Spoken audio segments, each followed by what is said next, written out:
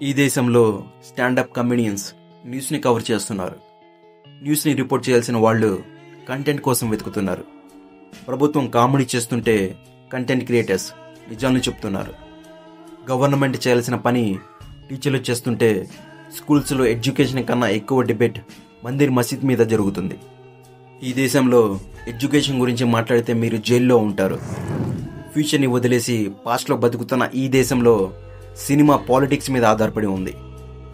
స్కూల్కి వెళ్లాల్సిన వయసులో బాబాలుగా మారి ప్రజలను దోచుకోవడానికి పేరెంట్స్ నుంచి పిల్లలకు పర్మిషన్ దొరుకుతుంది. ఈ దేశంలో ఒక ఫోన్ కలర్ మతంతో దేవునితో లింక్ చేయడం జరుగుతుంది. పేదరికాన్ని నిరుద్యోగాన్ని తొలగించాల్సిన ప్రభుత్వం అరిచి మరీ చెబుతుంది ఇన్ని కోట్ల మందికి రేషన్ని పంచాము అని. ₹1 ఒక ఛాయ్ కూడా దొరకని ఈ దేశంలో కొంతమందికి 1050 ఎకరాల భూమి ప్రతి సంవత్సరం లీజుకు దొరుకుతుంది.